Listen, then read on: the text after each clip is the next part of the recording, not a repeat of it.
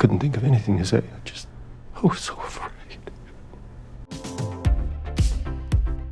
Hey, welcome back to ScreenCrush. I'm Ryan Airy, and this is all of the Easter eggs, references, and little things that you might have missed in The Last of Us Episode 6, Kin. Now, the title of the episode, Kin, has a couple of different meanings. Where I'm from, kin means someone who is part of your family, but kinning can also mean to make someone your family, as in Joel kins Ellie. Kin can also mean similar to, as in akin to something. So, put all these together, and this episode is about families, both literal families and found families. Remember, a couple episodes ago, Ellie asked Joel, what's the point of going on if you're just gonna die? If you don't think there's hope for the world, why bother going on? I mean, you gotta try, right? Keep going for family. Now, at the time, Joel specifically said that Ellie was not family. She was cargo. But they've been through a lot since then, and this episode is when Joel finally admits to himself that Ellie is now his kin. And we see other groups of families throughout this episode. The farmer and his wife, Tommy and Joel, and the found family of the people of Jackson. I'm ordering lunch. Do you want anything? No, I'm good. I brought my own. Person, are you eating raw pancake mix? Maybe. Customers don't want to see that. You start eating better or you're fired. I'm sorry, I'll work harder. Back to what I was saying. We start on the image of a hunter with two white rabbits, and I believe that at first we're meant to think that this is Joel. After all, later on he does talk about living a solitary life like this. A ranch. Cool. What kind? Sheep. But also, this couple is living in a sanctuary that is built on love. Now think about where we've seen this before, with Bill and Frank, and in this episode in Jackson. Sanctuaries built on love and cooperation thrive, while Fedra falls. Now all of this is the opposite of Kansas City. There, Fedra enforced a brutal law that began a brutal revolution. And then Kathleen was too consumed with hate to deal with the zombies that were literally under her feet. Eventually, these zombies were released by the literal and metaphorical fires of her hatred, and Kansas City fell. And in this episode, we see the contrast of that in Jackson. But first, we meet the couple in a cabin, Marlon and Florence. Hey, Marlon, he looks familiar. Who is that? That is the legendary Graham Greene, who you might remember from Dances with Wolves. Tatanka. Tatanka.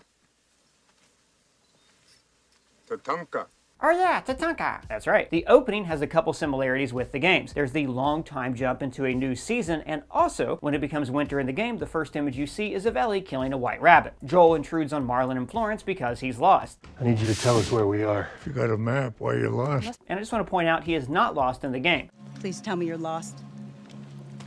We didn't know the place was occupied. We're just trying to make our way through. Now, Marlon and Florence think that past the river is filled with bandits and death because we never seen who's out there, but we see the bodies they leave behind. But remember, the people of Jackson dumped the bodies there, so people will think that this place is dangerous. Now, they actually do something similar in the game, allowing the infected to roam around the city to deter bandits. What is that? That people food looks amazing. Oh, what, this? Why, this is a Chile roasted chicken with red pepper cream, purple cabbage, and zucchini. Wow, did you make all that food just now during the video? Oh, no, I didn't make this, and it's not takeout food either. This is a delicious, nutritious, ready-to-eat meal by Factor. They're the sponsor of this video. Factor is America's #1 ready-to-eat meal kit. They're a meal delivery service with menus that are updated weekly with more than 34 chef-prepared, dietitian-approved meals. I can choose my favorite meals or let Factor surprise me based on my preferences. You see, I hate cooking. I worked in kitchens for like 10 years, so to me it always feels like work. Factor cuts out meal planning and prep. Meals arrive pre-prepared and can be heated in the oven or microwave in just minutes. Plus, they're delivered fresh, never frozen, right to my front door. So good. Guys, most work days I get so slammed that I actually forget to eat, so I end up just eating some raw pancake mix. Yeah, I'm pretty sure those powdered eggs in there, it's also like a perfect substrate, and that's how cordyceps spread in the show. So don't do that again. I won't, because Factor's chef-prepared meals make it easy for me to eat healthy. But how do they make such healthy foods? Because they have registered dietitians who work hand in hand with their kitchen. So every meal is made from scratch with nutritious ingredients. You can easily adjust your order size, order more for your family, or even skip a week if you're leaving town. Plus, this is way cheaper than takeout. So you have to give Factor a try. Hit my link in the description or head to factor75.com and use my promo code ScreenCrush50 to get 50% off your first Factor box. Now, back to Joel being lost. This is an interesting change from the game because it reflects where he is emotionally, but we're going to talk about that just a little later in the video. The opening scene also establishes the importance of trust in a relationship. Joel wants the same directions from both people, and Marlon asks his wife, Are you telling me the truth? Yeah? It's pretty clear that these two people trust one another, and they know each other so well that they're practically the same human. And we see this same trust through the community of Jackson, where everyone shares what they have, and by the end of the episode, that same trust exists between Joel and Ellie. And you know what? This line? Not the bugs, the people. There are firefly people? I mean, look, with all the weird monsters roaming around the land, that's not the weirdest thing that could happen out there. So outside, Joel has a panic attack. Are you dying? Okay, I'm okay.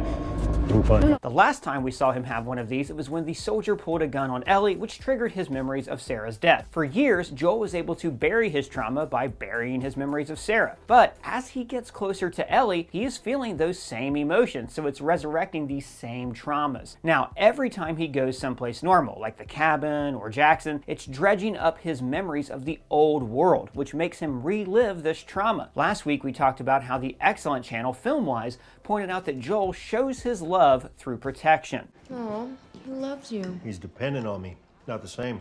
I think it's the same. It's definitely the same. Now, in his sleep, he relives the worst moment of his life, when he failed to protect Sarah from harm. And now he is afraid that he's too old and deaf to protect Ellie. The show has been drawing subtle parallels between Ellie and Sarah since the first episode. Sarah has a butterfly pillowcase, and when Ellie has her first private conversation with Joel, she is sitting next to a model butterfly. And Ellie doesn't make Joel's panic attack any better when she says, I'm fine. No, but are you? Because just a reminder that if you're dead, I'm Said I'm fine. Joel was always able to face death when his own life was on the line, but he is terrified of failing someone he loves. Again. Ellie also keeps calling the river the river of death. which is a neat nod to the river Styx from Greek mythology. Now, according to myth, you had to cross this river to enter the afterlife. Just as, after Joel and Ellie cross, they can enter the heavenly paradise of Jackson. It's probably also worth mentioning that Achilles obtained his powers when he was dipped into the river Styx. So it is a river of death, but it can also offer you invulnerability if you have the courage to face it. In this case, Joel and Ellie face this trial, and then they get a reward. Now, I mentioned a little bit ago that Joel shows love through protection, but he also uses protection as a way to distance himself from people. If you're protecting someone, then you're not relying on them. They rely on you. So with Ellie, he refuses to allow her to do adult things. He doesn't want to teach her to kill rabbits. Should have stolen 2 rabbits. We can get our own rabbits. You gonna teach me how? Just keep moving. And at first, he doesn't want her to drink. Can I have some?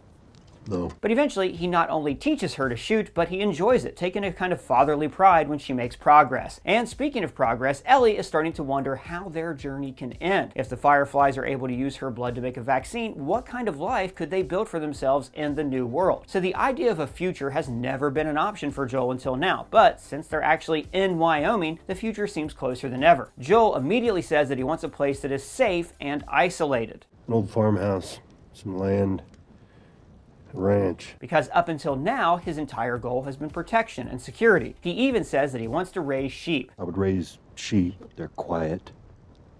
Do what they're told. I love the little affectionate smile he gives Ellie after. It's like a subtle sign of their growing bond. And notice how, even at this point, Joel is maintaining the emotional barrier between them. Like, what do we do?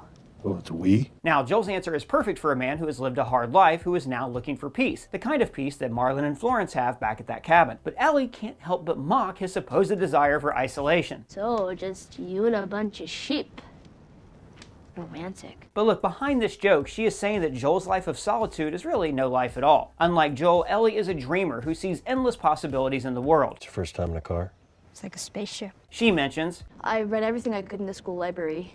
Like Neil Armstrong, Buzz Aldrin, Jim Lovell. But you know who my favorite is? Ellie Ride. and they were the first and second humans to land on the moon, and Jim Lovell commanded the Apollo 13 mission as dramatized by Tom Hanks. Houston, we have a problem. But her favorite astronaut was Sally Ride, the first woman in space, and also she was played by Ellen Rowe in For All Mankind, one of the best shows on television. So in The Last of Us 2, there is a cute cutscene where Joel and Ellie visit an old museum where they sit in a capsule and pretend to go to space. So this conversation is an awesome callback to that scene. But even in all this daydreaming, they're starting to have doubts. I tried with Sam. Up until now, they've had blind faith in the idea of a cure, but now that they're close, they're starting to wonder, what if? What if we win? What if we lose? And for Joel, he's thinking, what if I fail Ellie like I failed Sarah? Joel replies, Well, I reckon it's a lot more complicated than that. Gamers know. As Joel takes his watch, he tells Ellie, Dream of sheep ranches on the moon. which is a lovely combination of their two dreams of the future. Now this shows that subconsciously, Joel is starting to think of he and Ellie having a shared future together. Now I mentioned earlier that Joel did not want to treat Ellie like an adult because then he would have to rely on her. Reliance leads to need, and need leads to affection and love, which Joel still has to cut himself off from. Still, his age catches up to him and he falls asleep. But Ellie is there to protect him. She follows his lessons. Check my 6, I looked for tracks, I found the high ground, and I kept watch. Now later in the episode, she continues to protect him, warning him of an attack that he can't hear coming. Joel! And then there's that ending, which I'm going to go over a little later. So even though Ellie is becoming a capable fighter, Joel still doesn't want to rely on her. Wake me up next time. They have a conversation about dressing a deer. What's the dressing? The part where you take the guts out. Oh yeah. And actually, we saw a dressed deer outside the cabin at the very start of the episode. So Joel talks about removing the deer's guts. It implies that Ellie doesn't have the stomach for this. But later, we see that Joel is impaled in the guts, and Ellie is going to have to deal with that fallout herself. So the two of them come across a dam. Damn. Where, like in the game, Joel admits that he has no idea how electricity works. So that made electricity? Don't ask me, I don't have a clue. Look, I know what it is. I don't know how it does it. Now, in the game, the dam is actually where he is reunited with Tommy, and it's like a whole level where you fight off invaders. In the show, though, Jackson gets their power from the dam, but it's unguarded. When they do run across the guards, Joel's PTSD kicks in. So the guards have this dog who is trained to smell the cordyceps fungus. Now, contrast this with Fedra, who had like fancy digital scanners that detected the fungus in your blood. Their scanners showed that Ellie was positive, while the dog instinctively knows that Ellie is safe to be around. It is interesting that the bad guys, Fedra, rely on technology, but the good guys from Jackson detect the virus with dogs, because dogs are in a mutually beneficial relationship with humans, just as the people of Jackson all work for one another, whereas Fedra uses people like tools. But there's other contrasts between Fedra and Jackson I'm going to go over just a little bit later. So this event with the dog reminds Joel of two traumatic events: the death of Sarah, when another man with a gun pointed a gun at a teenager in his care, and also to the soldier outside the QZ, when Joel had his flashback to Sarah's death. And then we actually get to enter the town of Jackson. So in the games, you just kind of look at it before moving on to Colorado. But I'm glad that they gave Joel and Ellie a chance to regroup. There's always a part of the hero's journey where the heroes meet with the helper, sometimes called the goddess. It's the place that gives them the option of safety before they choose to move on into even darker trials. In Lord of the Rings, it's Galadriel, Lothlorien. In Star Wars, it's Luke on the way to Alderaan, and here it's Jackson. Now there are several clues that connect this place to a sense of safety and belonging. There's the sheep that Joel wants to raise. Hey Joel, check it. Also, there's this place called the Settler's Cabin, which implies Jackson is a kind of larger version of the cabin sanctuary at the start of this episode. So feeling safe and normal, like I said, brings up all these memories for Joel, which in turn leads to him strengthening his bond with Ellie. And this prepares Ellie for the trial that she is about to face next episode, when she will have to take care of Joel. But also, being in Jackson gives the heroes new stakes. They can see the kind of world that they're fighting for. If the vaccine works, then communities like this could appear all over the country and they can rebuild. Now, you get to see more of Jackson in The Last of Us 2. This bar, the Tipsy Tyson, that's from the game. And there are other similarities like the lights strung up over town and all the animal pens. And I could be wrong, but I think that the girl in the bar watching Ellie is Dina, who she becomes very close to in the next game. Oh, and the horse, Shimmer, is the one that she rides in The Last of Us 2. The first thing they see when they enter Jackson is people working together and cooperating to build up their town. Contrast this with Kansas City, where the first thing they saw was their attackers, whereas here they immediately see family. So the scene where Tommy and Joel greet each other is pretty much lifted from the game, with Tommy even wearing the same denim jacket. He tells him, "I'm here to save you." Because Joel has always had to save Tommy. Remember, in the first episode, Tommy has to call Joel to get him out of jail. But more importantly is the reason Tommy is in jail. When an infected attacked a woman in a bar, Tommy stepped in to save her. Tommy is always the type to step up and save others. Like Joel said, Tommy's what we used to call a joiner. Now because Tommy always wants to help people, that is why Joel asks him to take Ellie to Colorado later on. You want me to take her? Tommy is married to Maria, but in the game she is like the leader of Jackson. Here, she's more humble. No one person's in charge. I'm on the council. And Maria is played by Rutina Wesley, who you may recognize from HBO's True Blood. Now, all of this is slowly revealed over a meal when Ellie has to remind Joel of his manners. Joel, say congrats. God, and I love all the emotions that are playing under the surface here. Once Joel's initial relief from seeing Tommy wears off, he starts to resent him. Why didn't Tommy tell him that he was alive, or that he found this sanctuary? Why does Tommy get to live a happily ever after with the wife and baby, and Joel has to suffer? What's he going to get in return? All of these emotions come bubbling to the surface throughout this episode. And the rifle that Tommy describes, Still got my 700, but I found a variable power scope. Sub MOA. is a Remington Model 700, which is used by snipers in the US Marine Corps and the military. It's also the bolt-action rifle that appears in the Last of Us game that we talked about last week. And we keep talking about how this show has a theme of losing and regaining your humanity. The fungus that invades people's bodies is symbolic of the hate that infects our souls. Both rob us of our literal and symbolic humanity. Jackson is the definition of humanity. They continually show one another love by working together to create a better life for each other. And then Tommy just really twists the knife. I'm gonna be a father. And Joel feels jealous and cheated that Tommy gets to have the life that was stolen from him. Tommy says, Just because life stopped for you doesn't mean it has to stop for me. and just like we've talked about, that life stopping is symbolized by Joel's broken watch. He still wears the watch as a reminder of his grief, and it shows how he can never move on from his pain. The longer he is in like these real life, more normal circumstances, the more Joel thinks of Sarah. He sees a girl that looks like her, and he briefly imagines that she is alive. Joel's love for Ellie is slowly breaking down this facade he's built around himself until he finally breaks down again. Meanwhile, Ellie's getting a taste of the good life, and now she has a maternal influence who's given her a diva cup, but she can't resist playing with it. Always young at heart, that one. Now notice that when she goes to Maria's house, there's a stained glass image of some flowers. Victoria Barclay on Twitter pointed out that these are peace lilies. Flowers are symbolic of femininity, growth, and community. They are a plant that serves little functional purpose apart from showing love and making a home. It's why Frank wanted to plant them around their house. It's how we show love. Peace lilies in particular symbolize war, famine, and disease. No, peace. Why? Never mind. Inside, Ellie sees a Scrabble board, which is another subtle sign of civilization. Scrabble is a game that's about math, reading, spelling, all luxuries that you can indulge in when you're no longer having to scrape a living off the land. And then Maria gets her cleaned up and gifts her with a large purple coat. It's super fucking purple. Now, purple is a symbol of royalty and luxury. This symbolizes how Ellie is now in these luxurious surroundings, but also Maria's role as a leader in the town. And then she finally tells Ellie about Sarah. Sarah was Joel's daughter. And this little bit of knowledge is starting to break down the final barrier between Joel and Ellie. Joel can no longer bury the existence of his daughter or the fact that Ellie reminds him of Sarah. This small bit of truth gives the two of them the tools to fully trust one another. But Maria gives her some important bit of advice. The only people who can betray us are the ones we trust. Now this will come into play later in the series, but I won't say how. But for now, it's a reminder of the episode's ongoing theme of showing how people form bonds when they truly rely on one another for safety. Now the movie they're watching is called The Goodbye Girl, a 1977 film that Richard Dreyfuss won an Oscar for. The movie is about a single mom who is left by her boyfriend, a man that she trusted who betrayed her. And then Richard Dreyfuss moves in as a subletter and they form a kind of found family, very similar to the found family between Joel and Ellie. Now at first, Dreyfuss butts head with Marcia Mason and her daughter. I play the guitar in the middle of the night whenever I cannot sleep. And then he does leave them during the movie, just like Joel threatens to leave Ellie. So long, kid. But the movie ends with Richard Dreyfuss asking her to restring his guitar, implying that he does love her and he will return. And the inclusion of this guitar is an important nod to Joel. Later in the episode, after he started to feel safe and trust Ellie, he dreams less about survival and instead thinks about having fun. When I was a kid, I wanted to be a singer. Shut up. And remember, in his house, we saw his guitar in this poster for the Austin City Limits. Now in the game, Joel actually plays guitar and teaches Ellie how to play as well. That I teach you how to play.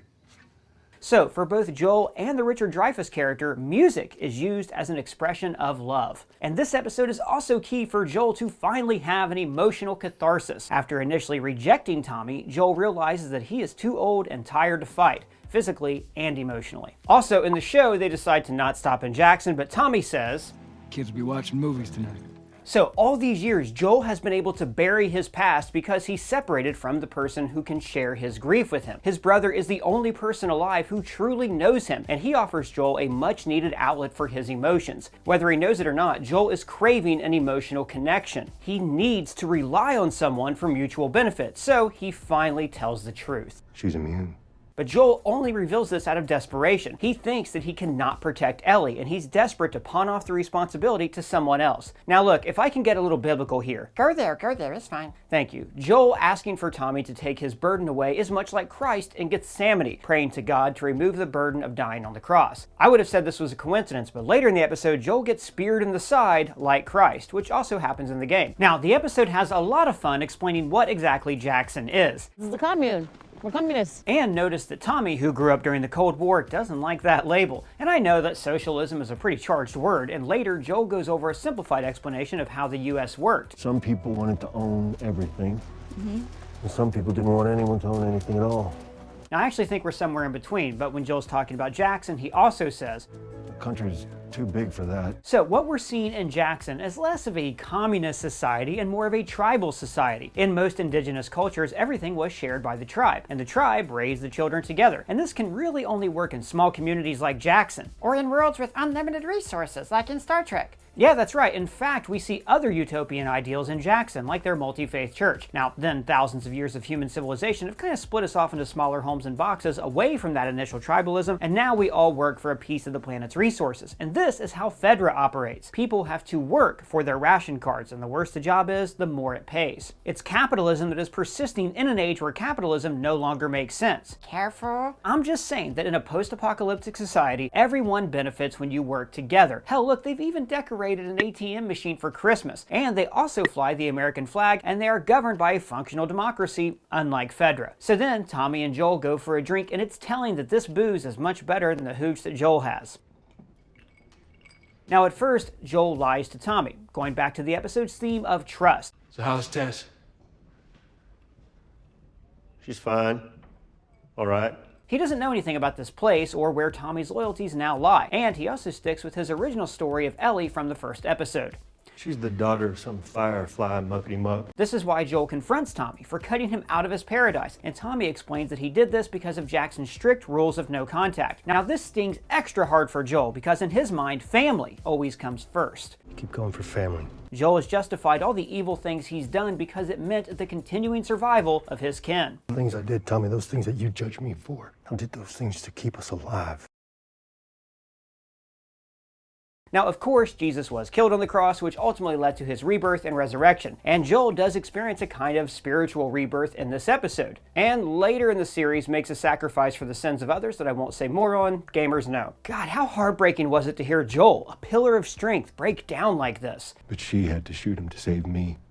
I couldn't move. I couldn't think of anything to say. I was so afraid. Joel is most terrified that he needs Ellie to survive, because that means that he is no longer strong enough to protect her, and for the first time since Sarah, he is afraid. The episode talks a lot about dreams of the future. Maybe an old farmhouse, some land, a ranch. But Joel's actual dreams when he's sleeping are still haunted by his past. I just know that when I wake up, I've lost something. And man, Pedro gets to act. It's all I've ever done. It's failure. Again and again. Now back at the house, Ellie finds a diary in a scene that's lifted from the game. Is this really all they had to worry about? Boys, movies. And then Joel and Ellie finally have an emotional catharsis that is lifted straight from the game. First, she misinterprets his desire to leave her behind. No way, you're still here. If you're gonna ditch me, ditch me. Admit that you wanted to get rid of me the whole time. And then, just like in the game, Ellie cuts right to Joel's heart. I'm not her, you know. Joel responds with, Maria told me about Sarah and... No. Don't say another word. And what happens next is crucial. Ellie keeps going. I'm sorry about your daughter, Joel, but I have lost people too. Now this is because Ellie is fearless, and she also understands who Joel really is. He's not a merciless killer, he's a protector, and she sees through his facade. Ellie, who represents the potential salvation for humanity, has always been able to identify the humanity in others. And these next lines are when they truly come to understand each other, as they start to share their traumas. I'm sorry about your daughter, Joel, but I have lost people too. You have no idea what loss is. Everybody I've cared for has either died or left me. Everyone except for you. And just like in the game, they agree to go their separate ways. But in the game, this moment is interrupted by an action scene. We are going our separate ways. Get it together.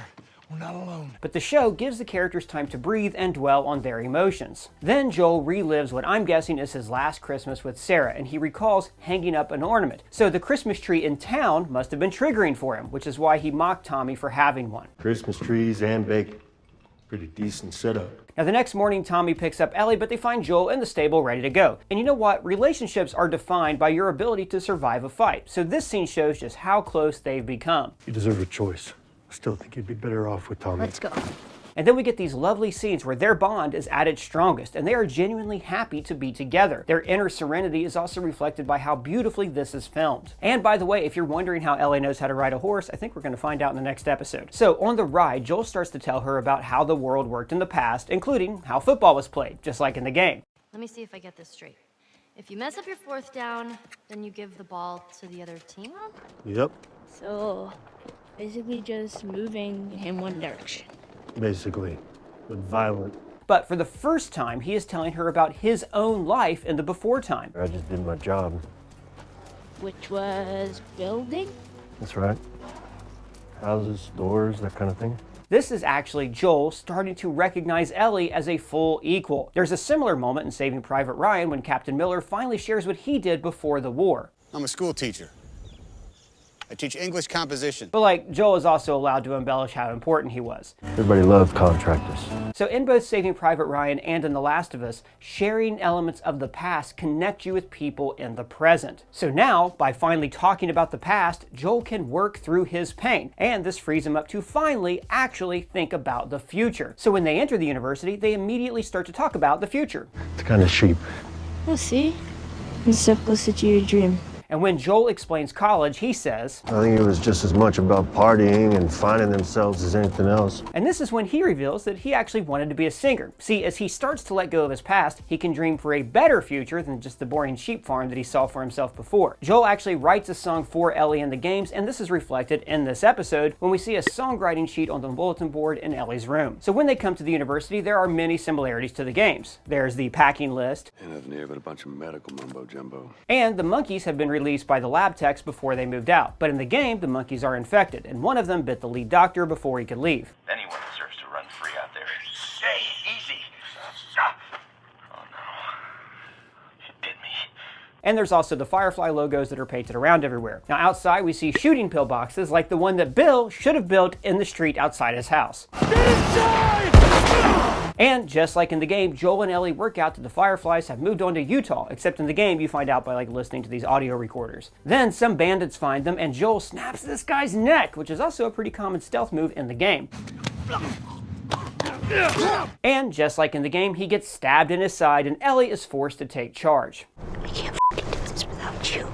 Now, the song at the end is a big clue that we're about to transition into Ellie driving the narrative. This is a cover of Depeche Mode's Never Let Me Down Again, the 80s song that closed out the first episode. The lyrics speak to the show's recurring themes of trust, reliance, and protection. I'm taking a ride with my best friend. I hope he never lets me down again. He knows where he's taking me where I want to be. Except, unlike in the first episode, those lyrics are not sung by Dave Gahan. They're sung by a woman, showing that now Ellie is the one who has to protect Joel. Guys, just a reminder to try out Factor with our link in the description to get 50% off your first order with the code ScreenCrush50. But let me know what you guys think of all this down in the comments below or at me on Twitter. And if it's your first time here, please subscribe and smash that bell for alerts. For ScreenCrush, I'm Ryan Airy.